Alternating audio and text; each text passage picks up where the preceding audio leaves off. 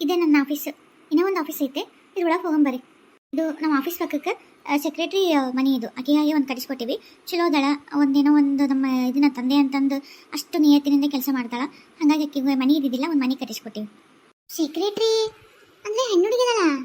ಹಾಂ, ನನಗೆ ಮತ್ತೆ ಪರ್ಸನಲಾಗಿ ಹೆಣ್ಣುಡುಗಿ ಬೇಕಿತ್ತಲ್ಲ. ಸೆಕ್ರೆಟ್ರಿ ಗಂಡ್ಮಕ್ಕಂದು ಹೆಂಗೆ ಇಟ್ಕೊಳಕ್ಕಾಗತ್ತೆ? ಹಾಗಾಗಿ ನನಗೆ ಸೆಕ್ರೆಟ್ರಿ ಆಕಿ.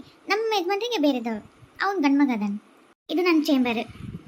ಇದು ನಮ್ಮ ಆಫೀಸಿನೊಳಗೆ ಏನೋ ಕ್ಲೈಂಟ್ಸ್ ಕೂಟಾಗ ಮಾತಾಡೋದಿದ್ರೆ ಏನೇ ಇದ್ರು ಇಲ್ಲೇ ನಾವು ಮಾಡೋದು. ಈಗ ನಿಮ್ಮ ಯಜಮಾನ್ರು ಮತ್ತೆ ಯಾರು ಇಲ್ಲಲ್ಲ, ಎಲ್ಲಿರ್ಬೋದು? ಈಗ ಮನೆಯಾಗಿರ್ಬೋದು ಅನ್ಸುತ್ತಾ. ಮನೆಗೆ ಹೋಗಂಬರಿ. ಇದು ನಮ್ಮದು ಒಳಗೆ ಬೆಡ್ರೂಮಿಗೆ ಹೋಗೋ ದಾರಿ. ಪರ್ಸನಲಾಗಿ ಬೆಡ್ರೂಮ್ ಭಾರಿ ಚಂದ ಮಾಡಿಸ್ಕೊಂಡಿದ್ದೆ ನಾನು. ಬರೀ ಬೆಡ್ರೂಮ್ಗೆ ಹೋಗೋಣ. ತರುಣ್ ತರುಣ್ ಬಿಡು ತರುಣ್. ಏನಿಂದು ತರುಣ್ ಬಿಡು. ಇಲ್ಲಿ ಓಡೋಗ್ತಿ, ಎಲ್ಲಿ ಓಡೋಗ್ತೀನಿ ನೀನು? ಎಲ್ಲಿ ಹೋದ್ರೂ ಬಿಡೋದಿಲ್ಲ. ಬಿಡಾಕ ನಾನು ಇಲ್ಲಿ ಕರ್ಕೊಂಡ್ ಬಂದಿರೋದು, ಇಷ್ಟೆಲ್ಲ ಕಷ್ಟಪಟ್ಟಿರೋದು ನಿನಗೆ. ಓಡ್ತೀಯಾ? ನಿನ್ ಗಂಡ ಮತ್ತೆ ಯಾರೋ ಹುಡುಗಿ ಮಾತಾಡ್ದಂಗೆ ಕೇಳ್ಸಕತ್ತೈತಲ್ಲ? ಹೌದು, ನನ್ನ ಗಂಡ ನನ್ನ ದಬ್ಬಿ ಸಾಯ್ಸಕ್ ಬಂದು ಇಲ್ಲಿ ಯಾರು ಕೂಡ ಇಷ್ಟು ಕುಲು ನಕ್ಕೊಂತ ಇಷ್ಟು ಚಂದ. ಅಯ್ಯೋ ದೇವ್ರೆ, ಹಂಗಿದ್ರೆ ಏನು? ಯಾರ ಹುಡುಗಿ? ಆ ಹುಡುಗಿಗೋಸ್ಕರ ನನ್ನ ಕೊಂದಾನ, ನನ್ನ ಕೊಲ್ಲಕ್ಕೆ ಪ್ರಯತ್ನ ಪಟ್ನ. ಅಯ್ಯೋ ದೇವ್ರೆ. ಹಾಂ, ಬರೀ ಹೋಗ ನೋಡೋಣ. ನನ್ನ ಕೈ ಸಿಗ್ತಾನ ಅವ್ನು. ಏನಿಲ್ಲ ಇವತ್ತು ಹೆಂಗೆ ಬೇಕಂಗ ಬಡ್ದು ಅದನ್ನು ಡೈವರ್ಸ್ ಕೊಟ್ಟು ಹೊತ್ತು ಏನು ನೋಡೋಕದ್ ಮಾಡ್ತೀನಿ. ತಡಿ, ದುಡುಕ್ಬೇಡ. ನಾನು ಅದಕ್ಕೊಂದು ಉಪಾಯ ಮಾಡೀನಿ. ನೀನೇನು ಚಿಂತೆ ನೋಡ, ನೀನು ಇಲ್ಲೇ ಇರು. ಇಲ್ಲ, ನೀನು ಕಾಣಿಸ್ಲಾರ್ದಂಗೆ ನಮ್ಮ ಹಿಂದೆ ಅಡಿಕೋ. ನಾನು ಯಾರೂ ಕಾಣ್ಲಾರ್ದಂಗೆ ನೀನು ಬಚ್ಚಿಟ್ಕೊತೀನಿ. ಅವ್ರು ಯಾರು ಆಕೆ ಯಾರು ಅಂತ ನನಗೆ ಗೊತ್ತಾಗತ್ತ, ನೋಡ್ಕೊ. ಆಮೇಲೆ ನಾ ಏನು ಹೇಳ್ತೀನಿ ನಾನು ಮಾಡಿ ಅಂತ. ಆಯಿತು. ಸಿಕ್ಕಿ ನೋಡು ಹೆಂಗೆ ಹಿಡ್ಕೊಂಡೆ ನೋಡೋಣ. ಅಯ್ಯೋ, ಯಾವಾಗೋ ನಿನ್ನ ಕೈ ಸಿಕ್ಕಿನಿ, ಇವಾಗ ಏನು ದೊಡ್ಡಾಗದ. ಅಯ್ಯೋ, ಈಕೆ ನನ್ನ ಸೆಕ್ರೆಟ್ರಿ. ಹಾಂ, ಬೇಕಂತನ ನಿನ್ನ ಸೆಕ್ರೆಟ್ರಿ ಈತನ ಬುಟ್ಟಿ ಹಾಕ್ಕೊಂಡಳು. ಏನು ನಿನ್ನ ಗಂಡ ಆಕಿನ ಬುಟ್ಟಿ ಹಾಕ್ಕೊಂಡನು. ಇವರಿಬ್ಬರ ನಡಕ್ಕೆ ಈ ಸಂಬಂಧ ಐತಿ. ಇವಾಗ ಗೊತ್ತಾಯ್ತಾ ನಿಂಗೆ? ಅಯ್ಯೋ ಪಾಪಿಗಳ, ನನ್ನ ಬೆನ್ನಿಂದ ಇಷ್ಟೆಲ್ಲ ಆಟ ಆಡಿರ ನೀವು. ಇನ್ನ ತಡಿ, ಏನು ಮಾತಾಡ್ತಾರೆ ಕೇಳಿಸ್ಕೊಳ್ಳೋಣ. ಅಂತೂ ಹೆಂಡತಿನ ಮುಗಿಸಿ ಬಂದು ಮತ್ತೆ ನಿನಗೋಸ್ಕರ ನಾನು ಏನು ಮಾಡೋಕ್ಕೂ ಸಜ್ಜದೀನಿ. ಅಷ್ಟಕ್ಕೂ ಬೇಕಾದಂಗೆ ಆಸ್ತಿ ಗಳಿಸಿದ್ದೆ ಎಲ್ಲ ಇತ್ತು. ಆದರೂ ನನಗೆ ಅಕ್ಕಿ ಬರ್ತಾ ಇಷ್ಟನೇ ಆಗಲಿಲ್ಲ ನನಗೆ. ನಿನ್ನ ನೋಡಿದ್ದಲ್ಲ, ನಿನ್ನ ನೋಡಿದ್ದ ಕ್ಷಣದಿಂದ ನಿನಗೆ ಸೋತು ನೀರಾಗಿ ಕರಗಿ ನಿನಗಾಗಿ ಜೀವ ಏನು ಮಾಡೋಕ್ಕೂ ರೆಡಿ ಆಗಿಬಿಟ್ಟೆ. ಆಸ್ತಿ ಅಂತಸ್ತು ರೂಪು ಅಂತ ನೀನು ನನಗೆ ಇನ್ನೇನು ಬೇಕಿಲ್ಲ. ಅಡ್ಡಾಗಿದ್ದ ಆ ಒಂದು ಮುಳ್ಳನ್ನು ಕತ್ತರಿಸಿ ಹೋಗ್ಬಿಟ್ಟೆ. ಇನ್ಮೇಲೆ ನಾನು ನೀನು ಸ್ವಲ್ಪ ದಿವಸ ತಡಿ. ಇವಾಗಿನ ಅಲ್ಲಿ ಗುಡ್ಡದ ಮ್ಯಾಗಿಂತ ತಳ್ಳಿ ಹಂಗೆ ಫ್ಲೈಟ್ ಹತ್ತಿ ಬಂದ್ಬಿಟ್ಟೀನಿ. ಇನ್ಮೇಲೆ ಅಲ್ಲಿ ಈಗ ಪೊಲೀಸರೆಲ್ಲ ಎನ್ಕ್ವೈರಿ ಮಾಡ್ತಿರ್ತಾರೆ, ಏನ ಐತಿ ಯಾವುದು ಏನು ಎತ್ತ ಅಂತ ತಿಳ್ಕೊಂಡು ಆಮೇಲೆ ನನಗೆ ಫೋನ್ ಮಾಡ್ತಾರೆ. ನಾನು ಒಂದಿಷ್ಟು ಹತ್ತರಗತೆ ನಾಟಕ ಮಾಡ್ತೀನಿ, ಏನೋ ಫೀಲಿಂಗ್ ಆಗಿ ಮಾನಸಿಕವಾಗಿ ನನ್ನರ್ಗತೆ ಮಾಡ್ತೀನಿ. ಕೆಲವು ದಿವಸ ಆದಮೇಲೆ ಎಲ್ಲ ನನ್ನ ಸ್ಟಾಫ್ ಗೀಪ್ ಎಲ್ಲ ಮರ್ತು ಬಿಡ್ತಾರೆ. ಅಯ್ಯೋ ಪಾಪ ಹಿಂಗೆ ಆಗ್ಬಾರ್ದಿತ್ತು ಅಂತೇಳಿ ಆಮೇಲೆ ಸುಮ್ಮನೆ ಆಗ್ತಾರೆ. ಆಮೇಲೆ ಸ್ವಲ್ಪ ದಿವಸ ಆದಮೇಲೆ ನಾನು ನೀನು ಇಬ್ಬರು ಮದುವೆ ಮಾಡ್ಕೊಂಡ್ರೆ ಆಮೇಲೆ ಆರಾಮ್ ಜೀವನ, ಮಕ್ಕಳು ಅಂತ ಲೈಫ್ ಲೀಡ್ ಮಾಡ್ಕೊಂಡು ಬೇರೆ ಬೇರೆ ದೇಶಕ್ಕೆಲ್ಲ ಮಸ್ತ್ ಆಗಿರೋಣ. ಬೇಕಾದಂಗೆ ಗಳಿಸೀನಿ. ಇನ್ನು ಬರೀ ಎಂಜಾಯ್ ಮಾಡೋದೆ ನಾನು ನೀನಿಬ್ರು. ಅಲ್ಲ, ಮತ್ತೆ ನೀನು ಆಕೆಗೆ ಅನುಮಾನ ಬರಲೇ ಇಲ್ಲ? ನೀ ಹೆಂಗಾದ್ರಂಗೆ ನಡ್ಕೊಂಡೆ ನೀನು? ಆಕೆ ಒಂಚೂರು ಕಿಂಚಿತ್ತೂ ಸುಳಿ ಬರಲಿಲ್ಲ. ಆಕಿಗೆ ನಾನು ಏನು ಅಂತ ಆಕಿಗೆ ಗೊತ್ತೇ ಆಗಿಲ್ಲ. ಬರೀ ಇಬ್ರು 24 ವರ್ಷ ಕೆಲಸ ಮಾಡ್ತಿದ್ವಿ. ನನ್ನ ಗಂಡ ನನಗೋಸ್ಕರನೇ ದುಡಿತಾ ಇದ್ದಾನೆ ಅಂತ ಅನ್ಕೊಂಡ್ಲು. ಆಕಿನು ನನ್ನ ಜೊತೆಗೆ ಕಣ್ಣಂಗೆ ಇದ್ದಿಲ್ದಂಗೆ ಕಷ್ಟಪಟ್ಟು ದುಡಿದ್ಲು. ಮಕ್ಕಳು ಮಾಡ್ಕೊಳ್ಳೋಣ ಅಂತ ಅಂತಿದ್ಲು. ನನಗಿಷ್ಟ ಇರಲಿಲ್ಲಲ್ಲ ಅಕ್ಕಿ ಕೂಟಾಗಿ ಸಂಸಾರ ಮುಂದುವರ್ಸೋದು. ಇನ್ನು ಯಾವಾಗ ಮಕ್ಕಳು ಅಕ್ಕಿ ಕೂಟ ಮಾಡ್ಕೋಬೇಕು ಅನ್ನೋದು. ಆಮೇಲೆ ಹೆಂಗೋ ಆಕಿ ನನ್ನ ಲೈಫ್ನಿಂದ ತೆಗಿಬೇಕು ಅಂತ ಅನ್ಕೊಂಡೆ. ಹೆಂಗೆ ತೆಗಿಬೇಕು? ಡೈವರ್ಸ್ ಕೊಟ್ಟರೆ ಅರ್ಧ ಪ್ರಾಪರ್ಟಿ ಆಕಿಗೆ ಹೋಗ್ತಿತ್ತು. ಅದ್ರಾಗೂ ಆಕಿ ದುಡ್ದಿದ್ದು ಇನ್ನೂ ಜಾಸ್ತಿನೇ ಹೋಗ್ತಿತ್ತು, ಶೇರ್ ಗೀರ್ ಅಂತಂದು. ಹಾಗಾಗಿ ಹೆಂಗೆ ಮಾಡೋದು ಅಂತ ನಂಗೆ ದಿಕ್ಕೆ ತೋರಿಸ್ತಿಲ್ಲ. ನಿನ್ನ ಬೇರೆ ಬಿಡೋಕ್ಕೂ ಆಗ್ತಿರ್ಲಿಲ್ಲ ನನಗೆ. ನಿನ್ನು ಈಗ ಹೆಂಗೆ ಮಾಡಲಿ ಅಂದ್ಕೊಂಡು, ಈಗ ಆಕೆ ಬದುಕಿದ್ರೆ ನನ್ನ ಶೇರ್ ಕೊಡಬೇಕು, ಆಮೇಲೆ ಡೈವರ್ಸ್ ಕೊಡಬೇಕು, ಇವೆಲ್ಲ ಇರಲಿ. ಆಕಿನೇ ಇಲ್ಲ ಅಂತಂದರೆ ನಾನು ಆರಾಮಾಗಿ ಆಸ್ತಿ ಪೂರ್ತಿ ಎಂಜಾಯ್ ಮಾಡ್ಬೋದಲ್ಲ ನಾನು ನೀನು ಇಬ್ಬರು. ಅದಕ್ಕೆ ಬೇಕು ಅಂತ ಇಷ್ಟು ದಿವಸ ಬರೀ ದುಡಿದ್ವಿ, ಎಲ್ಲೂ ಹೋಗಿಲ್ಲ, ಆರಾಮ್ ಎಂಜಾಯ್ ಮಾಡ್ಕೊಂಬರಮ್ಮ ಅಂತ ಸುಮ್ಮನೆ ಕರ್ಕೊಂಡು ಹೋದೆ. ಅಲ್ಲಿ ನೋಡ್ತಾ ಇದ್ದೆ ಎಲ್ಲೆಲ್ಲಿ ಕೊಲ್ಬೋದು ಅಂತ ಪ್ಲ್ಯಾನ್ ಮಾಡ್ತಾನೇ ಇದ್ದೆ.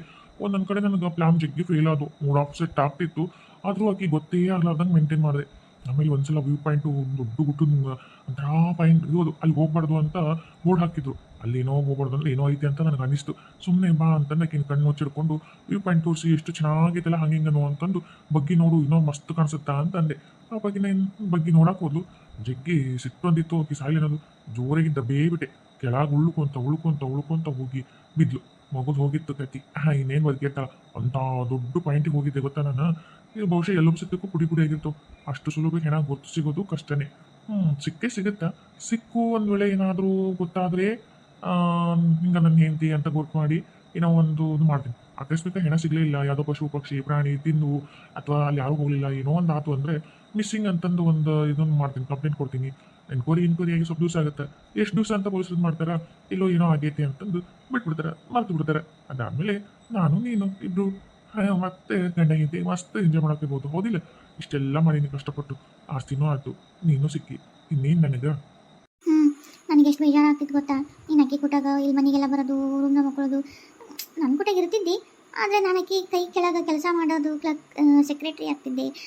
ನಿನ್ನ ನೋಡಿದಾಗೆಲ್ಲ ನನಗೆ ಈಕಿ ಕೈಯಾಗ ನಾನು ಹಿಂಗೆ ಈಕಿ ಜೊತೆಗೆ ನಾನು ಹಿಂಗೆ ಇರಬೇಕಾ, ನಾನು ಯಾವಾಗ ಹಿಂಗೆ ನಿನ್ನ ಜೊತೆಗೆ ಪಟ್ಟದ ರಾಣಿ ಹಿಂಗೆ ನಿನ್ನ ಜೊತೆಗೆ ಆರಾಮ್ ಇರಬೇಕು ಅಂತ ಎಲ್ಲ ಎಷ್ಟೆಷ್ಟು ಕನ್ಸ್ಕೊಂಡಿದ್ದೆ. ಅದು ಇವಾಗ ಈಡೇರ್ತು. ಆಮೇಲೆ ನೀನು ಅಲ್ಲಿಂದ ಬಂದೇ ಬಿಟ್ಟೇನೋ, ಅಲ್ಲಿ ನಿಂದಿರಲೇ ಇಲ್ಲ. ಅಲ್ಲಿಂದ ಯಾರಿಗಾದ್ರೂ ಅನುಮಾನ ಬರುತ್ತಾ ಅಂತೇಳಿ ಬಡ ಯಾರಿಗೂ ಗೊತ್ತಾಗಲ್ಲ ಫ್ಲೈಟಿಗೆ ಬಂದೇ ಬಿಟ್ಟೆ. ಅಂತ ಇದ್ದು ಒಳ್ಳೇದಾಯ್ತು. ಇಬ್ಬರು ಇನ್ಮೇಲೆ ನಮಗೆ ಯಾವುದು ಅಡ್ಡಿ ಆತಂಕ ಇಲ್ಲ, ಚಿಂತಿಲ್ಲ, ಯಾರ ಭಯನೂ ಇಲ್ಲ. ರಾಣಿ ಹೆಂಗಿರ್ಬೋದು, ಅರಮನೆ ಅಂತ ಮನೆ.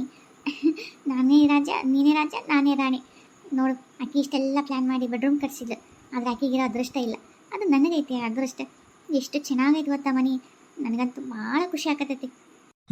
ಇನ್ನೊಂದು ಸ್ವಲ್ಪ ದಿವಸ, ಇಷ್ಟು ದಿವಸನೇ ಕಾದಿ ಅಂತ, ಇನ್ನೊಂದು ಸ್ವಲ್ಪ ದಿವಸ ತಾಳ್ಮೆಯಿಂದ ಇರು. ಆಮೇಲೆ ಮಸ್ತ್ ಮದುವೆ ಮಾಡ್ಕೊಂಡು ಬರೀ ಬೇರೆ ಬೇರೆ ದೇಶಕ್ಕೆಲ್ಲ ಬರೀ ಹನಿಮೂನೇ ಅಡ್ಡಾಡೋಣ. ಅಷ್ಟೇ ಮಾಡೋಣ. ನಾನು ಎಷ್ಟು ವರ್ಷದಿಂದ ನಮಗೆ ಅಫೇರ್ ನಡೆಯಕತ್ತಿತ್ತು, ಆದರೂ ಬಹಿರಂಗವಾಗಿ ನಾನು ಹೆಂಡತಿ ಅಂತ ಅನಿಸ್ಕೊಳಕ್ಕೆ ಇಷ್ಟು ದಿವಸ ಕಾಯಬೇಕಾಯ್ತು. ಇನ್ನೊಂದು ಸ್ವಲ್ಪ ದಿವಸಕ್ಕೆ ಯಾಕೆ ಅವಸರ ಮಾಡಲಿ? ನಾವೀಗ ಹೆಂಗೂ ಗಂಡ ಹೆಂಡತಿ ಥರನೇ ಇದ್ದೀವಿ. ಅಫಿಷಿಯಲ್ ಕಾನೂನು ಪ್ರಕಾರ ನಾವು ಗಂಡ ಹೆಂಡತಿ ಆಗಕ್ಕೆ ಇನ್ನೊಂದು ಸ್ವಲ್ಪ ದಿವಸ ಕಾಯ್ತೀನಿ ಅಷ್ಟೇ. ಆಮೇಲೆ ನಮಗಾಗಿ ಒಂದು ಪುಟ್ಟ ಮಕ್ಕಳು, ನಮ್ಮದೇ ಒಂದು ಪ್ರಪಂಚ, ಸುಂದರವಾದ ಪ್ರಪಂಚ. ನಮ್ಮ ಜೋಡಿ ಅಂತೂ ಭಾರಿ ಸೂಪರ್ ಐತಿ. ಆ ಸೂಟ್ ಆಗ್ತಿದ್ದಿಲ್ಲ ಆಕೆ ನಿನಗೆ. ಅದು ಹೆಂಗೆ ನೀನು ಆಕಿನ ಲವ್ ಮಾಡ್ಕೊಂಡು ಗೊತ್ತಿಲ್ಲ. ಕಾಲೇಜ್ನಾಗ ಅಷ್ಟು ತಿಳುವಳಿಕೆ ಇರಲ್ಲ, ನೋಡಿದ ಹುಡುಗಿರೆಲ್ಲ ಅಟ್ರಾಕ್ಟ್ ಆಗ್ತಾರೆ. ಹಾಗಾಗಿ ಈಗಿನೂ ನನಗೆ ಸ್ವಲ್ಪ ಅಟ್ರಾಕ್ಟ್ ಅನಿಸಿದ್ಲು.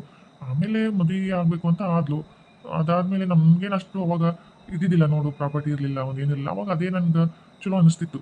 ಯಾವಾಗ ಆಕಿ ಒಂದು ಮನಿ ಮಾರಿ ನಂಗೆ 50 ಲಕ್ಷ ರೂಪಾಯಿ ಕೊಟ್ಲು, ಆಮೇಲೆ ಇಬ್ಬರು ದುಡ್ಕೊಂತ ಬಂದ್ವಿ, ಅವಾಗ ನನಗೆ ಅನಿಸ್ತಾ ಇತ್ತು, ನಾನಿಷ್ಟು ದೊಡ್ಡ ರಿಚ್ ಪರ್ಸನ್, ನನಗೆ ಸೂಟ್ ಆಗಲಿಕ್ಕಿ, ನನಗೆ ಸೂಟ್ ಆಗಂತ ಒಂದು ಮಸ್ತ್ ಚಂದ ಫಿಗರ್ ಹುಡುಗಿ ಬೇಕಲ್ಲ ಅಂತ ಅನಿಸ್ತಿತ್ತು.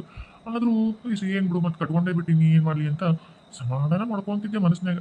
ಆದರೆ ಯಾವಾಗ ನೀನು ಸೆಕ್ರೆಟ್ರಿ ಆಗಿ ನನ್ನ ಹೆಂಡತಿಗೆ ಬಂದು ಅವಾಗ ನೀನು ನೋಡು, ಓ ಇದ್ರೆ ಹೆಂಡತಿ ಹಿಂಗಿರ್ಬೇಕಲ್ಲ ಅಂತ ಅವಾಗ ನಾನು ನಿನ್ನ ಮೇಲೆ ಮನಸ್ಸು ಮಾಡಿದ್ದು ಗೊತ್ತಾ. ಮನಸ್ಸು ಮಾಡಿದ್ದು ಆಯಿತು, ಪ್ರಪೋಸ್ ಮಾಡಿದ್ದು ಆಯಿತು, ನಮ್ಮಿಬ್ಬರು ಅಫೇರಿಂದ ನಡೆದಾಯ್ತು. ಈಗ ಲೀಗಲ್ ಆಗಿ ಗಂಡ ಹೆಂಡತಿ ಆಗೋದೊಂದೇ ಬಾಕಿ. ಯೋ ದೇವ್ರಿ, ಆ ದಿನಗಳು ಯಾವಾಗ ಬರ್ತಾವೆ ಅಂತ ಕಾಯ್ತಾ ಇದ್ದೀನಿ.